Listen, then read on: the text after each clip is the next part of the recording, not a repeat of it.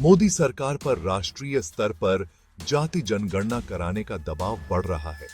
विपक्ष की ओर से बार बार इस मांग को उठाया जा रहा है और अब सरकार के सहयोगी दल भी इसमें शामिल हो गए हैं। बिहार के क्षेत्रीय दल लोक जनशक्ति पार्टी रामविलास के प्रमुख चिराग पासवान ने सार्वजनिक तौर पर जातीय जनगणना का समर्थन किया है। अब सत्ताधारी जनता दल यूनाइटेड ने भी इस रुख को अपनाया है। सूत्रों के अनुसार हाल ही में आयोजित ओबीसी कल्याण पर संसदीय समिति की पहली बैठक में विपक्ष ने जाति जनगणना का मुद्दा उठाया, जिसे जेडीयू ने समर्थन दिया। जेडीयू ने केंद्रीय गृह मंत्रालय के अधिकारियों को बुलाकर ओबीसी के बारे में अधिक जानकारी जुटाने की विपक्षी मांग का समर्थन किया।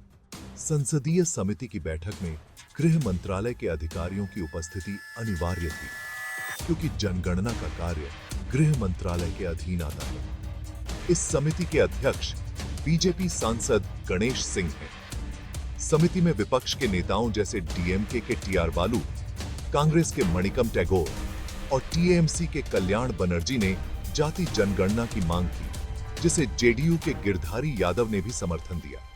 समिति में अधिकांश सदस्य बीजेपी से हैं और उन्होंने इस मुद्दे पर चुप्पी साधे रखी। राहुल गांधी और विपक्षी गठबंधन INDIA द्वारा जातीय जनगणना की मांग को जोरदार समर्थन मिल रहा है।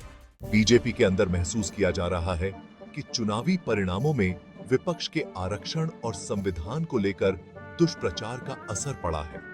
इस तरह जाति जनगणना पर सरकार और उसके सहयोगियों पर बढ़ता दबाव स्पष्ट है। बीजेपी ने इस मुद्दे पर अपनी प्रतिक्रिया व्यक्त की। पार्टी के नेताओं ने कहा कि वे इस फैसले का समर्थन करते हैं और इसे देश के हित में मानते हैं। उनका मानना है कि यह कदम देश की सुरक्षा और विकास के लिए आवश्यक है। बीजेपी के प्रवक्ता ने यह भी कहा कि वे इस मुद्दे पर किसी भी प्रकार की राजनीति नहीं करना चाहते। राहुल गांधी ने भी इस मुद्दे पर अपनी प्रतिक्रिया दी। उन्होंने कहा कि यह फैसला देश के लोकतंत्र को मजबूत करेगा। उन्होंने INDIA के समर्थन की बात भी कही और कहा कि यह गठबंधन देश के विकास के लिए प्रतिबद्ध है।